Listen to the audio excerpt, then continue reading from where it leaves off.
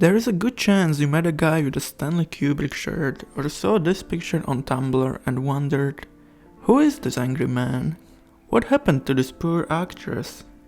How do I recommend Lolita without sounding like a Well, don't worry, I got you covered. Stanley Kubrick was born in the USA and he was a photographer, which can be seen in his beautiful visuals from his filmography. His first major breakthrough in Hollywood was The Killing.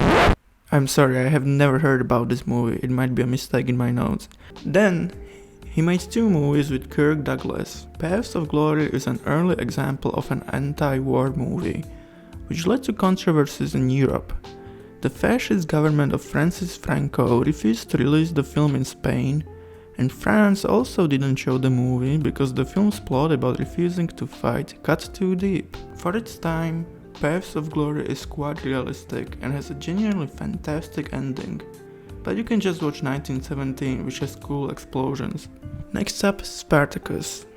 I saw this film in my granddad's retirement home once. The movie was good, but the smell was unimaginable. Kubrick thought that Hollywood was too cringe and crime in America got too bad, so he moved to England. Here, he adapted the Nabokov novel Lolita. This movie is insanely controversial because it ruined the name Humbert, which was considered to be the coolest name for men back in the day. He also made a Cold War comedy called Dr. Sleep.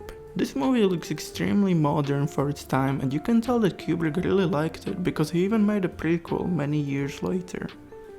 In 1968, Kubrick made his magnum opus, 2001: A Space Odyssey, which Steven Spielberg described as his generation's Big Bang, referring to the lack of humor in the movie.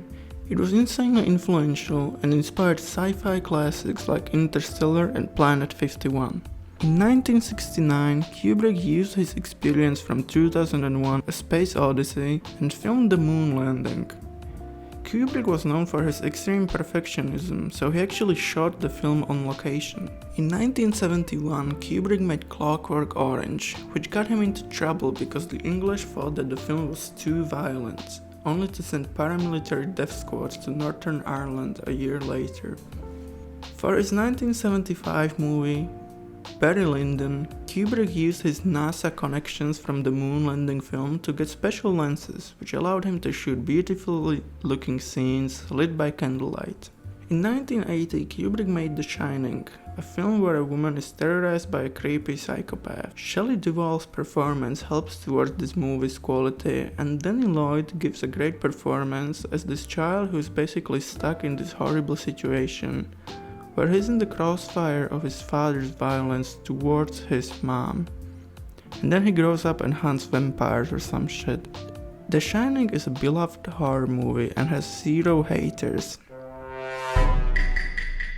It is often considered to be one of the best horror movies of all times, but it has a glaring continuity issue, and that's an epic cinema Cinephile. Full Metal Jacket is a fantastic film about brainwashing that occurs in military boot camps. It also has a second part. His last film was Eyes Wide Shut, which my mom did not allow me to see because it has sex scenes, but I did find a gif of Nicole Kidman undressing, which I liked. Despite his almost insane perfectionism, Stanley Kubrick is an absolute master of film and continues to be a hero for pretentious film school students everywhere.